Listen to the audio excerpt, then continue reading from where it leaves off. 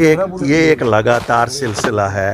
अपनी पार्टी जब से बनी है लगातार आप देख रहे हैं, आप ही साथी तो हमारे साथ हमेशा होते हैं। लोग आ रहे हैं जो आ रहे हैं। अब थोड़ा सा इसमें इजाफा इसलिए है क्योंकि लोगों को समझ आया है कि जो जिस चीज़ के लिए हमें लोग गालियाँ 2020 में दे रहे थे, आज लोगों को लग रहा है अल्ताफ़ बुखारी और अपनी पार्टी सच बोल रही थी, बाकियों का धोखा था। तो उसी सच की ये ज्वाइनिंग हमारी कोई कारकर्दगी नहीं है, ये सच को देखे ज्वाइनिंग हो रही है। और सच यही है कि लोगों के साथ पिछले 72 साल धोखा हुआ है। हम सच बोलते हैं, ये मुल्क हमारा है, हम इसके शहरी हैं, कॉन्स्टिट्यूशनल राइट्स हमारे हैं और दिल्ली को देने ही पड़ेंगे। सर, टारगेट किलिंग्स को लेकर बहुत अफसोसनाक वाक़ा है। मेरा सर शर्मिंदा हमेशा होता है। क्या कहेंगे हम लोगों को, इंसान मारना सबसे बड़ी जो गुनाह मैं मानता हूँ। बेगुनाह इंसान मारना बेगुनाह हो तो फिर तो ज़्यादा ही गुनाह है। और हम इसीलिए सफ़र कर रहे हैं। जो हमारे आप मोस्ट देखते हैं, कभी बर्फ़ नहीं है, बारिश नहीं है, ये इसी का खामियाजा है। मैं अपील करता हूँ अपने साथियों से जो यहाँ लोग हमारे रहते हैं, आम शहरी, कि हमें उठना पड़ेगा। ये जो कातिल हम में बेड़ियों के बेस में हैं, इनको नंगा करना पड़ेगा। जब तक ना हम उठेंगे तब तक इसका हल नहीं होगा, वरना हम पे अजाब नाजिल होता ही रहेगा खुदा का। टॉलिस्टिक क्लेम्स किए जा रहे हैं नॉर्मलसी के लिए। लेकिन देखिए इसको एबनॉर्मलसी ना कहिए। देखिए ये एबनॉर्मलसी हर एक कोशिश करेगा कहने की। ये एबनॉर्मलसी नहीं है, ये पागलपन है। पागलपन को आप एबनॉर्मलसी थोड़ा ही कहेंगे। ये कुछ लोग पागल हो गए हैं। अब पागल कुत्ता होगा तो आप कहेंगे साहब फिर यहाँ शहर में पागल कुत्ते ही घूम रहे। ये पागल लोग हैं कुछ, तो इनको आप नहीं ना कहिए। ये नॉर्मलसी तो है, बिल्कुल नॉर्मलसी है। मैं आश्वासन देता हूँ हिंदुस्तान के सभी लोगों से, आइए, कश्मीर नॉर्मल है। ये जो एबरेशंस है हम इनको भी रोकेंगे। हम लोग जम्मू कश्मीर के लोग खड़े हो जाएंगे और हम रोकेंगे। हम आपकी सिक्योरिटी है यहाँ। अभी नेबरिंग कंट्री में इलेक्शंस हो रहे हैं, क्या आपको लगता है मुझे कोई इंटरेस्ट नहीं है नेबरिंग कंट्री के इलेक्शन में। या मुझे ये इंटरेस्ट है कि मेरे जम्मू कश्मीर में कब इलेक्शन होगा, जो मुझे नहीं लगता है दिल्ली इंटरेस्टेड है। उन्होंने हमारे डेमोक्रेटिक राइट से हमें दूर रखा हुआ है।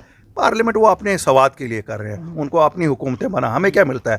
3 MPओं ने क्या किया जो कश्मीर से गए? क्या वो बचा सके 370-35 से?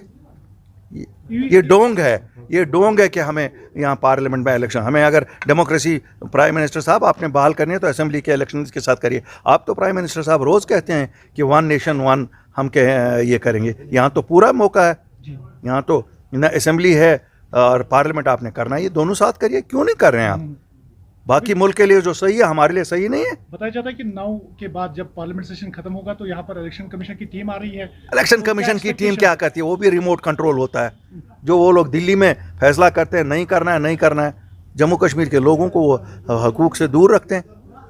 मुझे बताइए ना, हम आपको क्या मिलेगा? आप भी जम्मू कश्मीर के वासी हैं। हमें पार्लियामेंट इलेक्शन से क्या मिलेगा? 3 लोगों को नौकरी या 5 लोगों को नौकरी, घर दिल्ली में, गाड़ी दिल्ली में, कि हमारा कुछ करते हैं। हमारे हुकूक बचाए उन्होंने। वो थे ना 2019 में वहीं सबसे बड़े लीडर हमारे थे ना नेशनल कॉन्फ्रेंस के, वहाँ उन्होंने बचाया हमारा कुछ। अगर हमारा कुछ बचाएगी, स्टेट असेंबली बन जाए, स्टेट यहाँ अपनी सरकार हम बनाएंगे चुनी हुई, चाहे वो फिर बीजेपी की बने तो, लेकिन चुनी हुई तो होगी ना यहाँ के, हमारी सरकार होगी। क्योंकि कुछ आप सुनिए, रिजर्वेशन की आपने बात की। ये अच्छा है कि अगर एक तबके को और रिजर्वेशन दी गई है, अच्छा है। लेकिन मेरी एक अपील होगी वज़ीर आज़म से, 45% हमारी आबादी नौजवान है और इस 45% नौजवान तबके में आप एक तबके को तो रिजर्वेशन देते हैं, अब दूसरे को भी देते हैं। मेरी गुजारिश है वज़ीर आज़म साहब, कम अज़ कम आप जो सेंट्रल सर्विसेज हैं, UPSC के इम्तिहानात हैं या दूसरे हैं, जिस तरह पहले यहाँ 5 साल की रिलैक्सेशन मिलती थी, वो 32 की जगह 37 साल तक इम्तिहानों में हिस्सा ले सकते थे। सभी जो सेंट्रल होते थे एक बार फिर वो राइज की जाए, ताकि जम्मू का डोगरा, कश्मीरी मुसलमान भी उसमें पार्टिसिपेट करे, कश्मीरी पंडित भी उसमें पार्टिसिपेट करे, ब्राह्मण भी पार्टिसिपेट करे। वज़ीर आज़म साहब इंसाफ करिए। हम नहीं कहते हैं पॉलिटिकल रिजर्वेशन, इन बच्चों को तो दीजिए। ये बच्चे वो हैं जिन्होंने पिछले 30 साल में बहुत सफ़र किया है।